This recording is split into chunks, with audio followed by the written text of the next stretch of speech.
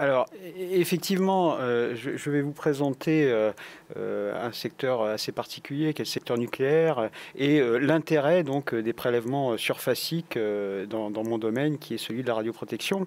Alors, je voudrais commencer tout d'abord par une définition de la radioprotection, qui est celle de l'autorité de sûreté nucléaire. Alors, souvent, l'autorité de sûreté nucléaire dans les médias est présentée comme le gendarme du nucléaire. Alors, effectivement, ils font appliquer la réglementation dans le domaine du nucléaire.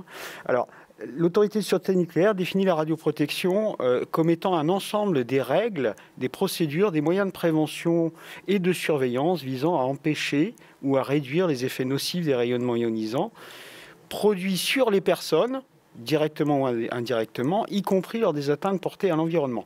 Alors on voit tout de suite que dans cette définition, la réglementation va être omniprésente dans ce métier de la radioprotection, et que cette protection contre les rayonnements ionisants, elle concerne donc l'homme, le travailleur, mais également le public, et également l'environnement.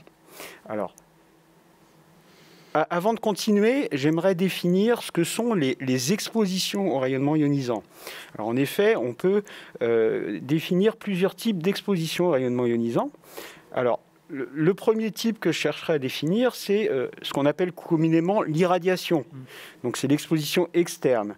Alors, dans cette situation, la source radioactive est située à l'extérieur de l'organisme et elle irradie tant que l'individu demeure dans le champ d'irradiation. Alors, un autre type d'exposition qui peut encore être considéré comme étant une exposition externe, c'est la contamination corporelle externe. Alors cette fois, la substance radioactive, elle est déposée sur les couches superficielles de la peau. Si cette contamination n'est pas rapidement retirée de la surface de la peau, elle peut conduire à une contamination interne cette fois. Donc, dans ce dernier cas, la contamination interne, qui va conduire à une exposition interne au rayonnement ionisant, la substance radioactive va pénétrer à l'intérieur de l'organisme et va y demeurer tant qu'elle n'en est pas éliminée, par les voies naturelles notamment.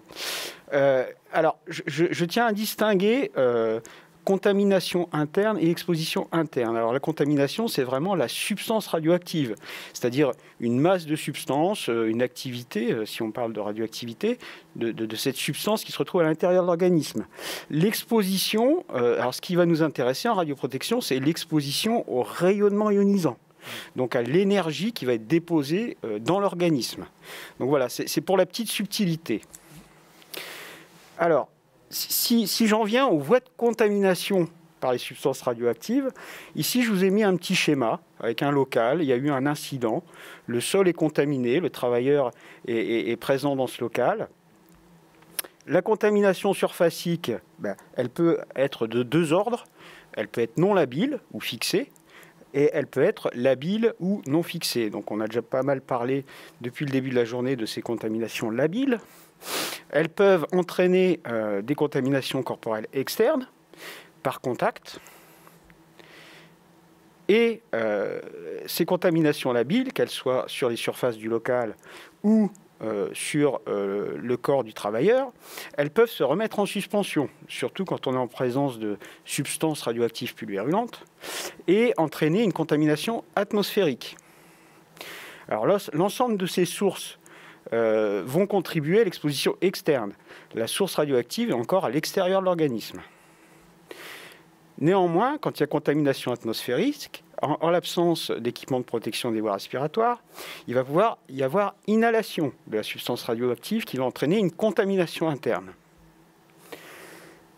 De même, s'il y a contact avec une surface contaminée et que la peau est contaminée, la peau n'est pas imperméable et il va pouvoir y avoir transfert, s'il n'y a pas de décontamination, de la substance radioactive au travers de la peau et entraîner également une contamination interne. Par ailleurs, dans certaines situations, on peut avoir des blessures avec des objets contaminés notamment. Et là encore, la substance radioactive va entrer à l'intérieur de l'organisme, entraîner une contamination interne. On a également parlé dans les précédentes présentations des cas d'ingestion de substances exogènes. Et donc là, effectivement, si la personne s'est contaminée les mains et qu'elle porte quelque chose à sa bouche, elle va pouvoir se contaminer par ingestion. Donc là, on est dans des situations où on va avoir affaire à des expositions internes au rayonnement ionisant. Alors, on voit tout de suite, dans mon schéma général, que la contamination surfacique labile, non fixée, est très importante et qu'il va falloir l'estimer à un moment donné pour estimer l'ensemble de ces risques. Alors, je reviens sur une partie réglementaire. Donc là encore, la radioprotection est fondée sur 3 grands principes qui sont repris dans le Code de la santé publique d'ailleurs. Donc ces 3 grands principes, on a dans le désordre la justification de l'exposition au rayonnement ionisant, la limitation de cette exposition au rayonnement ionisant. Donc là, on a des valeurs limites d'exposition qui existent, qui sont définies dans la réglementation.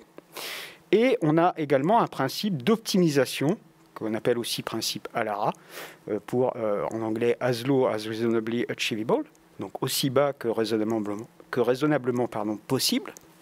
Donc, et là, quand on parle d'exposition interne, l'objectif, c'est l'absence d'exposition interne significative. Alors, comment est-ce qu'on va parvenir à ceci ? En fait, on va mettre en œuvre un certain nombre de moyens de protection collective, en priorité, et de protection individuelle, si nécessaire, en l'absence des protections collectives possibles. Alors, toujours dans les parties réglementaires, l'employeur se doit, une fois qu'il a mis en place ces moyens de prévention, de vérifier leur efficacité. Alors, ces vérifications dans les lieux de travail, elles vont consister d'une part à vérifier le niveau d'exposition externe par des mesures d'irradiation ambiante et au poste de travail, et également des mesures du risque d'exposition interne par des mesures de contamination atmosphérique et surfacique. Alors, la prévention du risque d'exposition interne, 2 approches, donc la protection collective, comme je le disais tout à l'heure, donc par un confinement à la fois statique et dynamique des substances radioactives. Alors statique, c'est le fait d'emprisonner par des parois la substance radioactive, et ce confinement statique est associé à un confinement dynamique, c'est le fait de mettre en dépression cette, entre guillemets, boîte, pour éviter que, même s'il y a des petites fuites dans cette boîte, les substances radioactives puissent s'en échapper.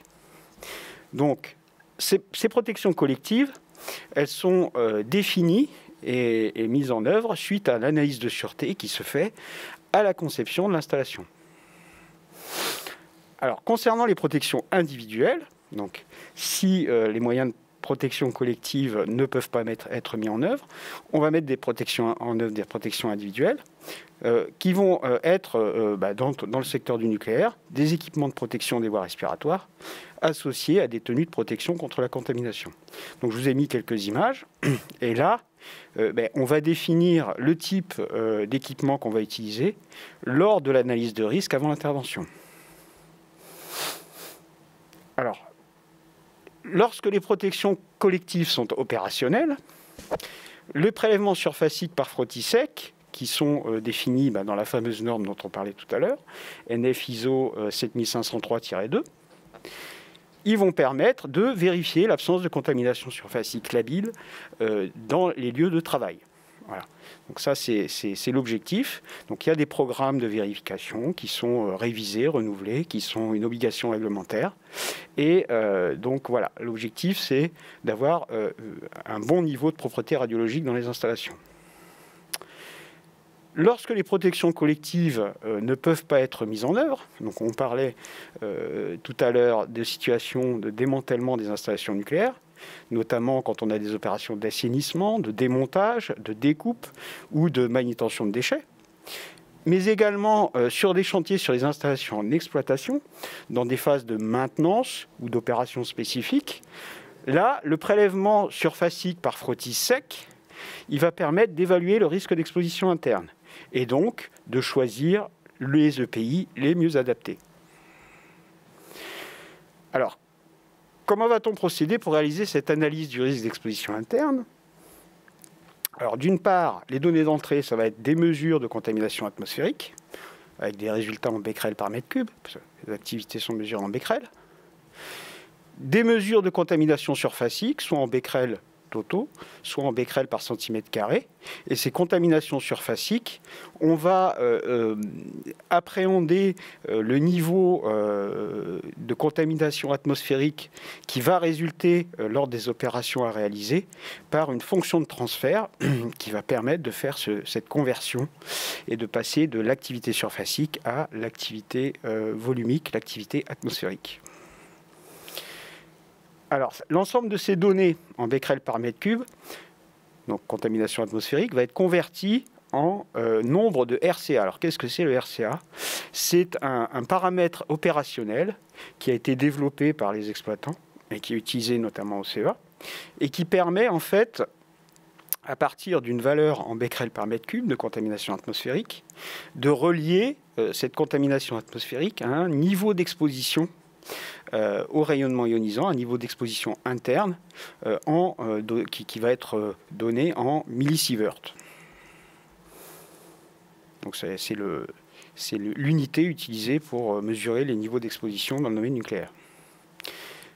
À partir de ces valeurs converties en nombre de RCA, on va choisir les équipements de protection individuelle les mieux adaptés. Alors, sur la base de critères, là je vous donne un exemple, qui est celui qui est utilisé sur le site de Marcoule. Donc, pour des niveaux faibles de contamination, on va, dans le cas de contamination sèche, donc des poussières radioactives, des choses pulvérulantes, on va avoir des tenues et des surtenues en coton, auxquelles s'ajoutent des appareils de protection des voies respiratoires filtrants. Dans le cas de contamination humide, avec des liquides notamment, on va ajouter une tenue vinyle en plus des équipements de protection individuelle que je viens de citer. Pour des niveaux de contamination modérés, on va garder les mêmes tenues, mais on va remplacer l'appareil de protection des voies respiratoires filtrant par un appareil de protection des voies respiratoires isolant, qui va être en fait un masque sur lequel on va avoir une adduction d'air respirable. Et pour les cas où on a les contaminations atmosphériques les plus élevées, on va avoir des tenues étanches ventilées. Alors, en résumé, on a en radioprotection une obligation réglementaire de vérifier l'efficacité des moyens de prévention mis en œuvre afin de réduire les risques liés à l'exposition au rayonnement ionisant. Dans le domaine de la radioprotection, les prélèvements surfaciques sont réalisés par frottisec, selon la norme NF ISO 7503-2. Et l'intérêt de ces prélèvements surfaciques, deux situations. Dans une installation nucléaire en exploitation, ça va être de vérifier l'absence de contamination surfacique labile sur les lieux de travail. Et dans une installation nucléaire en démantèlement ou pour certaines phases de vie ou certains locaux d'une installation en exploitation, ça va être d'estimer le risque d'exposition interne au rayonnement ionisant afin de choisir les EPI les mieux adaptés. Donc, merci pour votre attention. Alors, je finis sur cette diapositive par vous présenter quelques affiches historiques qui étaient utilisées pour la sensibilisation aux risques radiologiques notamment.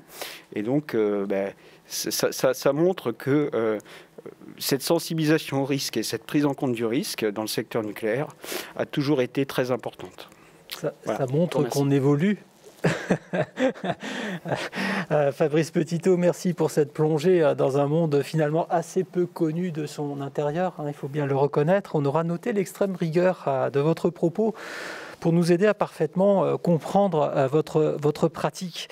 Alors j'ai relevé trois questions, si vous êtes d'accord, pour répondre à nos internautes qui nous suivent. Ils sont très nombreux. Est-ce qu'on peut imaginer effectuer des prélèvements de particules radioactives par aspiration ? Alors tout à fait, oui, c'est possible. Alors c'est pas ce qui est fait de manière courante, de manière opérationnelle, mais dans certaines phases d'études, notamment des études de poste un peu spécifiques, on peut être amené à faire ce genre de prélèvement, oui. Vous avez parlé tout à l'heure de 25 microsieverts, d'accord, l'unité de mesure que vous retenez par heure pour définir le RCA. Pourquoi ce choix ? Alors, ce choix, il est lié en fait à un nombre d'heures travaillées, à une estimation du risque qui en fait prend en compte les valeurs limites d'exposition sur l'année, sur 12 mois. La valeur limite d'exposition sur 12 mois consécutifs, c'est 20 millisieverts. Donc ce 25 microsieverts sur une heure, alors c'est 25 microsieverts en une heure en absence de protection des voies respiratoires. Donc c'est le critère qui a été retenu effectivement pour utiliser ce RCA. Ça correspond à, si on est exposé à ce critère pendant une heure, si on travaille pendant 800 heures dans ces conditions-là, on atteint les 20 millisieverts sur l'année. Merci pour cette précision. On est pile poil dans le timing. Je me permets une dernière question, peut-être un peu plus globale. Est-ce qu'il existe un consensus interne au CEA sur les mesures mises en place ? Sur les mesures de prélèvement surfacique ? Tout à fait. Un consensus. Alors, il y a cette norme qui existe. Et globalement, oui, les pratiques sont à peu de choses près les mêmes, oui, effectivement. C'est opérateur dépendant. Qui nous intéresse dans la question. C'est opérateur dépendant. Effectivement, c'est là où il y a peut-être un travail. Alors, les mesures faites sont toujours, pour utiliser les termes couramment utilisés dans le domaine du nucléaire, sont toujours très enveloppes. Donc on maximise toujours énormément le risque. Donc ces estimations sont très enveloppes et prennent en compte ces incertitudes justement sur les prélèvements. Merci. Ce n'était pas une question piège, évidemment. Il n'y a pas de souci. Ça témoigne de l'intérêt très important qu'ont les internautes pour tous les sujets de cette journée, notamment pour votre intervention. Monsieur Petitot, merci beaucoup d'avoir participé et contribué aux travaux de cette journée technique. Merci. Merci, au revoir.